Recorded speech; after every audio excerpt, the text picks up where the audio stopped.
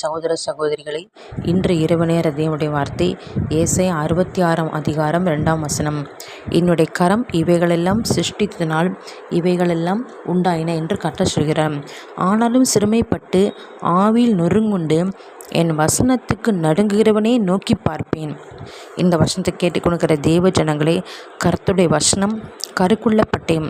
அது ஆவி, ஆத்மா, கணுக்கள், ஊன்களை பிரிக்கத்தக்கதாக உருவத்து குத்துகிறதாய் மிருதத்தின் நினைவுகளும் யோசனைகளும் வரைக்கிற வசனமாக இருக்கிறது.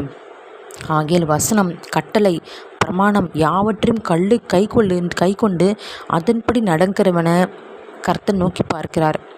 ஆகிய நாம் வசனத்துக்கு பயந்து பிரமாணத்தின்படி வாழ்ந்து கர்த்தரை பிரியப்படுத்துகிற பிள்ளையாக, கர்த்தருக்கு பிரயோஜனப்படுத்துகிற பிள்ளைகளாக நாம் வாழ வேண்டும். உங்களுக்காக ஜெபிக்கிறேன். கர்த்தாவே ஸ்தோத்திரம். கர்த்தாவே, இந்த வசனத்தின்படி தகப்பனே ஏசப்பா, நாங்கள் தகப்பனே உம்முடைய வசனத்துக்கு பயப்படுவதாக, உம்முடைய பிரமாணத்தின்படி நடக்கிற பிள்ளைகளாக உம்மை போல தகப்பனே பரிசுத்தமாக வாழ்ந்து நீதிமானாக வாழ்ந்து தகப்பனை விசுவாசத்தில் பெருகி வளரவும் கிருப தங்கராஜா. விசுவாசிகளுக்கு மாதிரியாக இருக்க கிருப தங்கராஜா. உண்மையுள்ள மனுஷன் பரிபூர்ண ஆசனை பெறுவான்ற சொன்னீரை தகப்பனே. என் நேற்றும் இன்றும் என்றும் மாறாமல் இருக்கிற தேவனப்பா, உம்முடைய சாயலாக படைக்கப்பட்ட நாங்களும் உம்மை போல வாழ கிருபை தங்கராஜா. உம்முடைய ஆண்டவரே நித்திய மகிமையான அந்த 1000 வருஷ அரசால் நாங்கள் காணப்பட்டு ஜெபிக்கிறோம்.